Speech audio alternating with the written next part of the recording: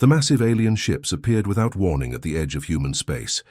Their hulls were dark metal, scarred from countless battles across the galaxy. Each ship was the size of a small city, and there were hundreds of them floating in perfect formation like predators waiting to strike. Admiral Do-hyun Kim pressed his face against the observation window of humanity's flagship. He had seen pictures of these ships before, but nothing prepared him for seeing them in person. The Keltharian Empire had finally found Earth. "Sir, incoming transmission," called out Lieutenant Yuna from the communication station. Her voice was steady, but Do-hyun could hear the fear underneath. The main screen flickered to life, showing a creature that looked like it belonged in humanity's worst nightmares. Emperor Velthak had 4 arms, each ending in razor-sharp claws.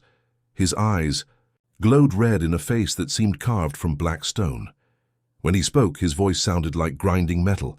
"Humans of Earth," the Emperor began, his words dripping with contempt. "I am Velthak, ruler of the Keltharian Empire. We have conquered 847 star systems. We have enslaved species that were old when your planet was young. We have turned entire civilizations to ash." Do-hyun felt his stomach clench. Every human in the fleet had heard the stories. The Altarians, masters of energy manipulation, had lasted 3 days. The Crystalline Collective, with their living crystal technology, had managed a full week. The proud warrior race of Vorthak had held out for exactly 11 days before their homeworld burned. "You have 72 hours, Velthak continued, his claws clicking against his command throne. "Surrender completely. Hand over your weapons and prepare your people for slavery. This is the only mercy the Empire offers. Refuse, and your species will join the countless others who thought they could resist us." The transmission ended, leaving the bridge in complete silence. Do-hyun could hear his own heartbeat in his ears. Around him, his officers stared at their stations, processing what they had just witnessed. Captain Min-seo Park stepped forward.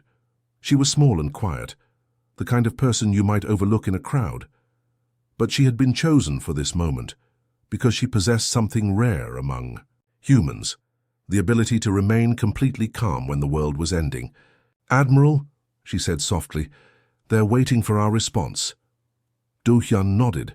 The entire human fleet was watching.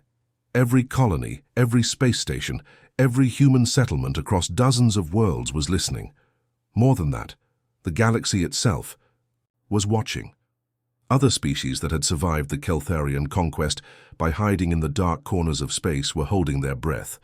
Most expected humanity to beg. Some hoped humans would fight and maybe last longer than most. A few secretly wished that somehow, impossibly, these strange creatures from the small blue planet might be different. Min-seo activated the quantum transmitter. Her image would now be broadcast not just to the Keltharian fleet, but across the galaxy. When she spoke, her voice was pleasant, almost cheerful. "Emperor Velthak, thank you for your generous offer. Humanity has considered your terms carefully." She paused, and Do-hyun could have sworn he saw her smile slightly. "We must respectfully decline." The reaction was immediate. On the Keltharian flagship, officers looked at each other in confusion. Across the galaxy, alien races monitoring the transmission gasped in their various ways. Even Do-hyun felt surprised by how casually she had just signed humanity's death warrant. But Min-seo wasn't finished. "We understand this means war, Emperor. We accept that outcome. However, we thought you should know, humanity has been preparing for this conversation for 200 years. That got Velthak's attention. The Emperor leaned forward on his throne, his red eyes narrowing. The massive alien ships appeared without warning at the edge of human space. Their hulls were dark metal, scarred from countless battles across the galaxy. Each ship was the size of a small city, and there were hundreds of them floating in perfect formation like predators waiting to strike. Admiral Do-hyun Kim pressed his face against the observation window of humanity's flagship. He had seen pictures of these ships before, but nothing prepared him for seeing them in person. The Keltharian Empire had finally found Earth. "Sir, incoming transmission," called out Lieutenant Yuna from the communications station. Her voice was steady, but Do-hyun could hear the fear underneath. The main screen flickered to life, showing a creature that looked like it belonged in humanity's worst nightmares. Emperor Velthak had 4 arms, each ending in razor-sharp claws. His eyes glowed red in a face that seemed carved from black stone. When he spoke, his voice sounded like grinding metal. "Humans of Earth," the Emperor began, his words dripping with contempt. "I am Velthak, ruler of the Keltharian Empire. We have conquered 847 star systems. We have enslaved species that were old when your planet was young. We have turned entire civilizations to ash." Do-hyun felt his stomach clench. Every human in the fleet had heard the stories.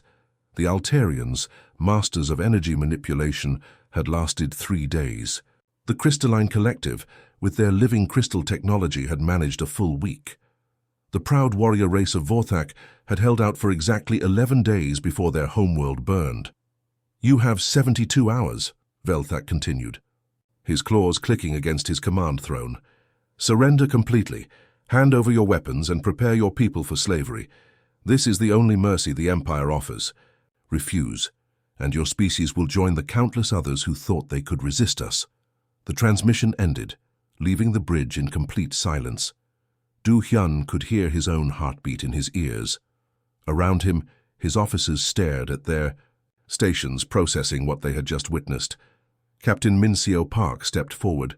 She was small and quiet, the kind of person you might overlook in a crowd. But she had been chosen for this moment because she possessed something rare among humans, the ability to remain completely calm when the world was ending. "Admiral," she said softly, "they're waiting for our response." Do-hyun nodded. The entire human fleet was watching. Every colony, every space station, every human settlement across dozens of worlds was listening. More than that, the galaxy itself was watching. Other species that had survived the Keltharian conquest by hiding in the dark corners of space were holding their breath. Most expected humanity to beg. Some hoped humans would fight and maybe last longer than most. A few secretly wished that somehow, impossibly, these strange creatures from the small blue planet might be different. Min-seo activated the quantum transmitter. Her image would now be broadcast not just to the Keltharian fleet, but across the galaxy. When she spoke, her voice was pleasant, almost cheerful. "Emperor Velthak, thank you for your generous offer. Humanity has considered your terms carefully." She paused, and Do-hyun could have sworn he saw her smile slightly. "We must respectfully decline." The reaction was immediate. On the Keltharian flagship, officers looked at each other in confusion. Across the galaxy, alien races monitoring the transmission gasped in their various ways. Even Do-hyun felt surprised by how casually she had just signed humanity's death warrant. But Min-seo wasn't finished. "We understand this means war, Emperor. We accept that outcome. However, we thought you should know humanity has been preparing for this conversation for 200 years. That got Velthak's attention. The Emperor leaned forward on his throne, his red eyes narrowing. Space itself seemed to come alive around the Keltharian fleet. Ships that had been invisible suddenly appeared, their weapons already charged and locked onto targets. The aliens found themselves surrounded not by empty void, but by the largest human battle fleet ever assembled. Velgoth stared at his tactical screen in disbelief. Where moments before there had been nothing, now there were human ships everywhere, above, below, behind, and in front of his formation. His overwhelming force was suddenly outnumbered 3-1. "Impossible," he whispered. "Our sensors showed nothing." The first human weapons fired before he could even give orders. But these weren't the primitive kinetic weapons the Empire expected. Beams of pure energy, more advanced than anything in the Keltharian arsenal, sliced through alien shields like they weren't even there. Lieutenant Commander Taemin watched his first target, a massive Keltharian battlecruiser, simply crumple as human weapons tore through its hull. The aliens inside never had a chance to understand what was happening. "Target eliminated," he reported, already locking onto his second objective. Moving to next coordinates. Across the battlefield, the same scene played out hundreds of times. Keltharian ships that had seemed invincible were being destroyed by weapons they didn't recognize, fired by ships they couldn't detect until it was too late. Velgoth tried desperately to reorganize his forces, but the humans had planned for that, too. Every time he attempted to group his ships together, another wave of human vessels would appear from a different direction. It was like fighting an enemy that could be everywhere at once. "Sir!" his communications officer shouted over the sound of explosions. "We're receiving reports from across the fleet. We've lost 60% of our forces in the first 10 minutes. Velgoth felt something he had never experienced in centuries of conquest, fear. The humans weren't just fighting back. They were winning. And they were winning easily. Captain Mincio Park's voice crackled across all frequencies, still maintaining that same pleasant tone from their first meeting. "Emperor Velthak, this is what 200 years of preparation looks like. We told you we'd been taking notes. The trap had worked perfectly.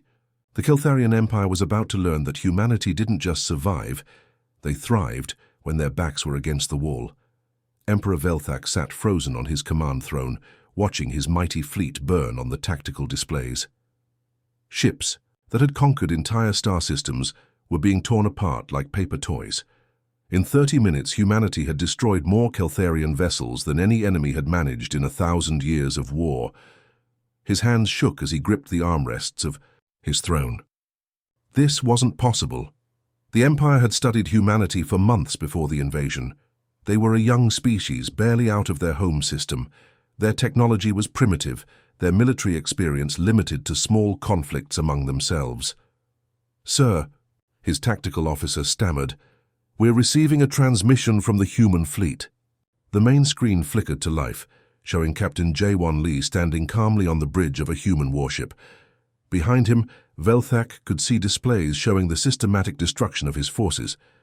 The human looked completely relaxed, as if discussing the weather rather than the greatest military defeat in Keltharian history. "Emperor Velthak," J1 said politely, "I have someone who wants to speak with you." The image changed to show Admiral So Young Han. She was older than the other humans Velthak had seen, with grey streaking her black hair and lines around her eyes that spoke of years spent preparing for this moment. When she looked at him, the Emperor felt like she was seeing straight through him. "Your Majesty," So Young began, her voice carrying a weight that made Velthak's officers step back from their stations. "I am Admiral Han of the Human Defense Coalition. I have spent 40 years of my life studying your empire, and I think it's time we had an honest conversation." Velthak found his voice. "Impossible. Our intelligence reports show humanity is barely capable of interstellar travel. Your weapons are centuries behind ours. Your military consists of scattered patrol ships."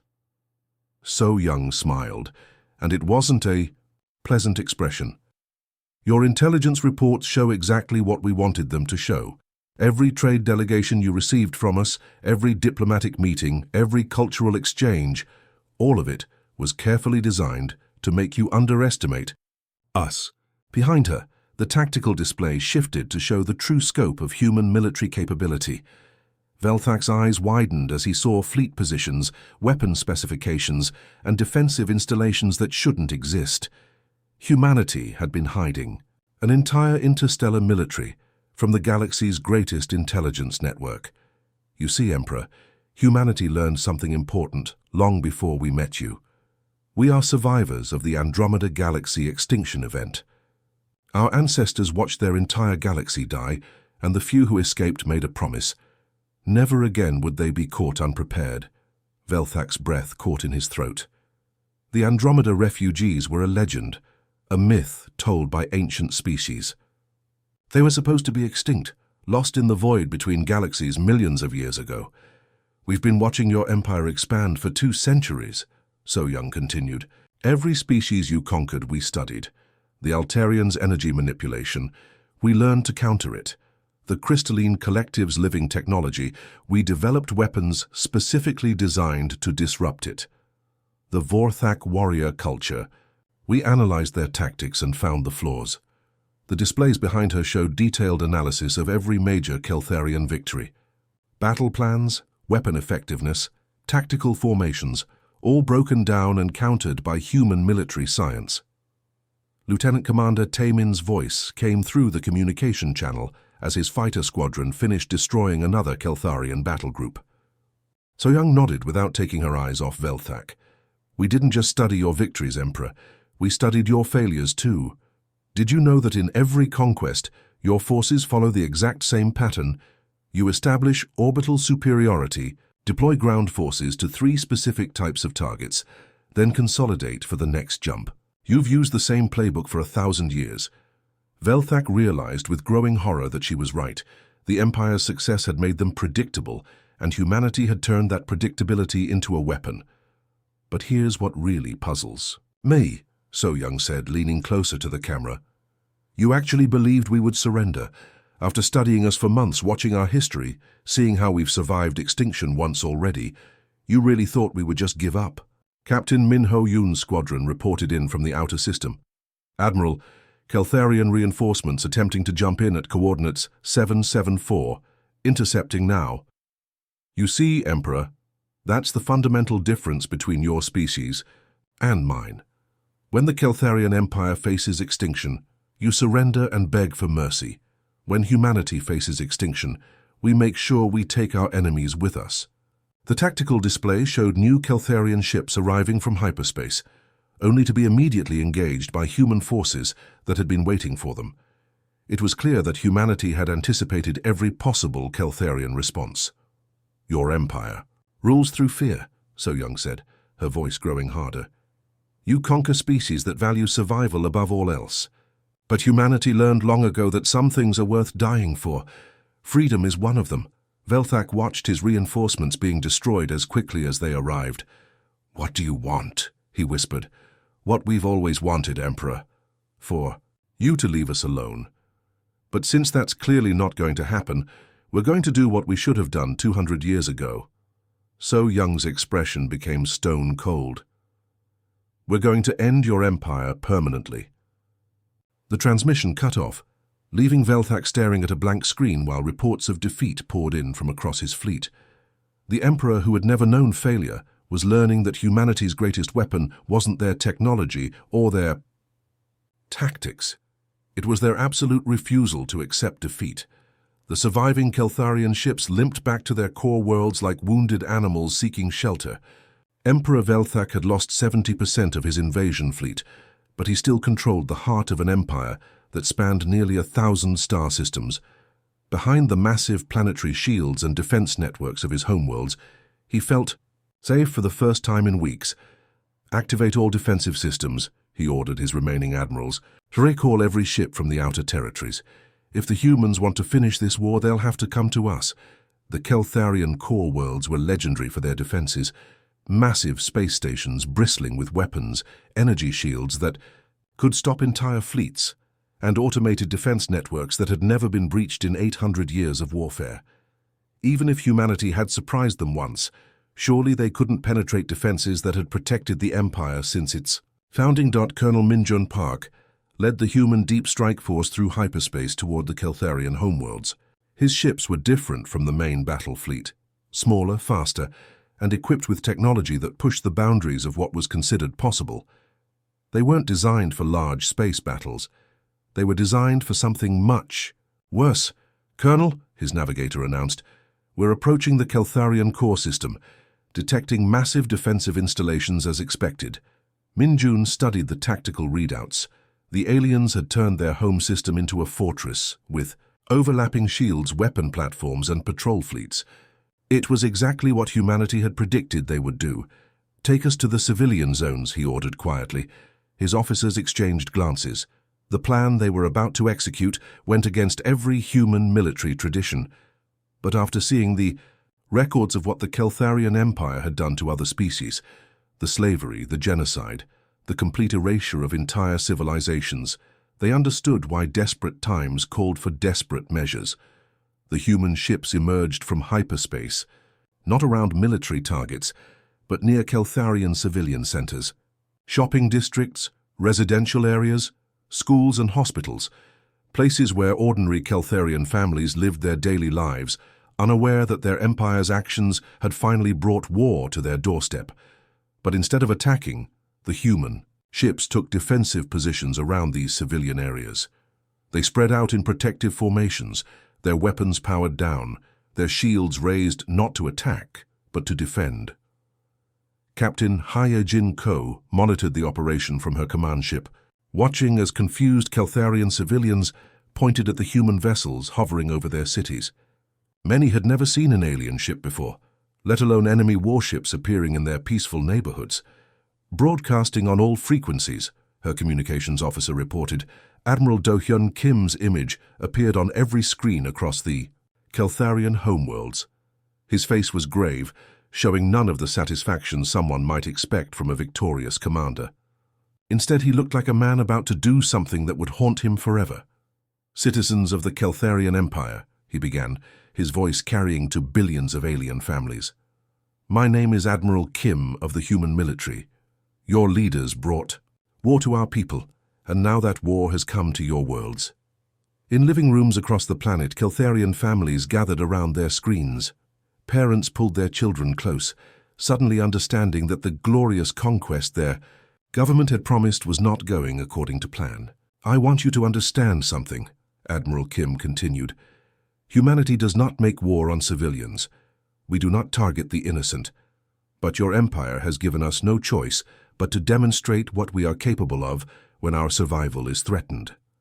The screen split to show a small Keltharian military outpost on the edge of the system, an automated defense station with no living beings aboard. It was heavily shielded, designed to withstand any conventional attack. "Watch carefully," Admiral Kim said quietly. The defense station simply disappeared. Not destroyed by visible weapons, not torn apart by explosions. It just ceased to exist, leaving behind empty space where solid metal and energy shields had been moments before. The silence across the Keltharian homeworlds was deafening. Families stared at their screens in shock, trying to process what they had just witnessed. The defense station had been protected by the same technology that guarded their cities, the same shields they had trusted to keep them safe. "That was our restraint," Admiral Kim explained, his voice heavy with the weight of what he was about to say. "We could have chosen any target. We chose an empty military station instead of the civilian areas our ships now surround." Emperor Velthak watched from his palace, finally understanding the true horror of humanity's position. The human ships weren't threatening to conquer the Keltharian worlds. They were threatening to erase them completely. "Your empire has 48 hours," Admiral Kim announced. "Surrender unconditionally. Release every enslaved species. Open your archives so the galaxy can see the full extent of your crimes. Do this, and your people will live." He paused, and when he spoke again, his voice carried the iron determination that had helped humanity survive the death of an entire galaxy. "Refuse, and we will ensure that the Keltharian Empire burns so completely that future species will study your extinction as a warning about the price of tyranny. We are not bluffing. We are not negotiating. We are survivors of one dead galaxy, and we will not hesitate to create another if that's what it takes to stop you." The transmission ended, leaving the Keltharian Empire with a choice no civilization should ever have to make.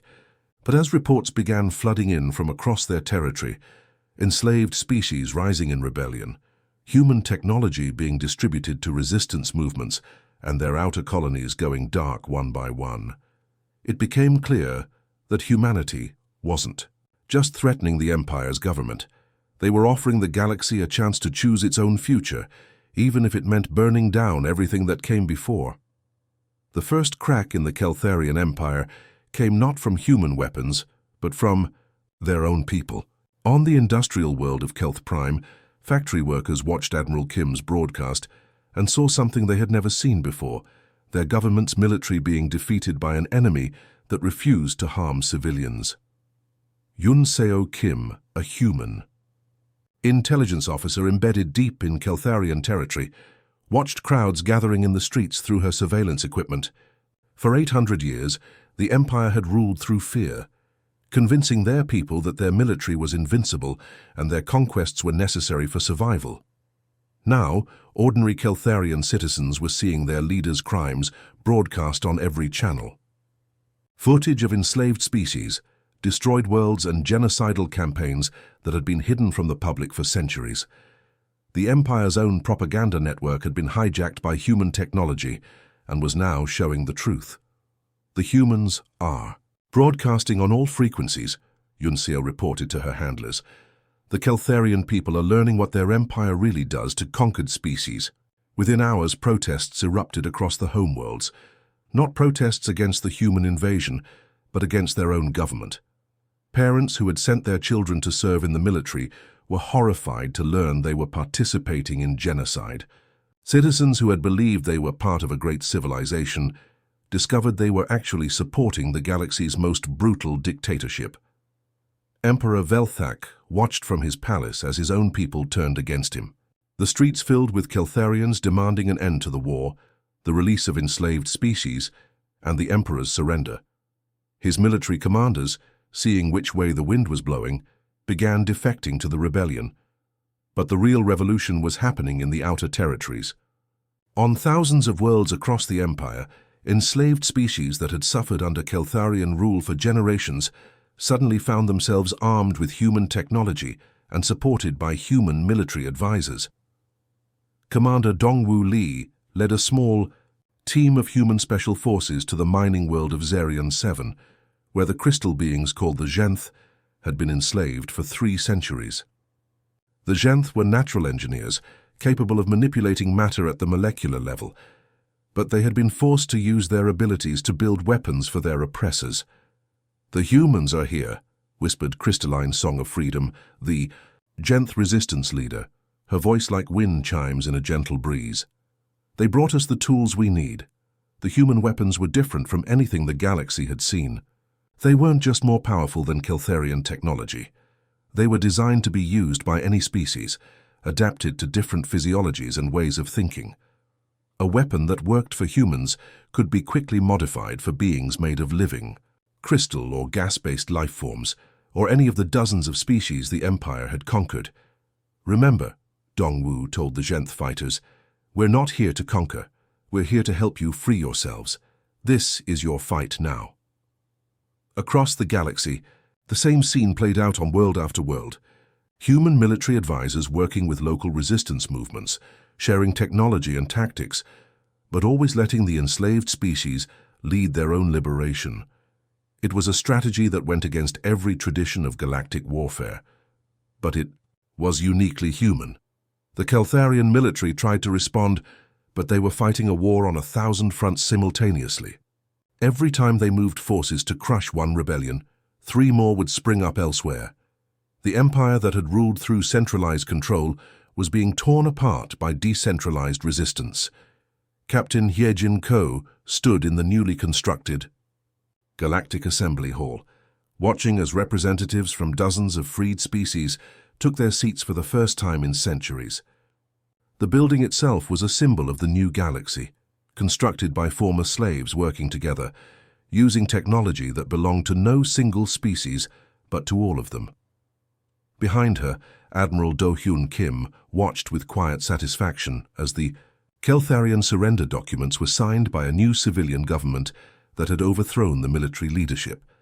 The empire was officially dissolved, its territories returned to their original inhabitants or granted independence. The galaxy is asking how humanity defeated an empire that had ruled for 1,000 years, Hyejin said, addressing the assembled delegates. Her words were being broadcast to every world in the galaxy, reaching billions of beings who had thought freedom was impossible.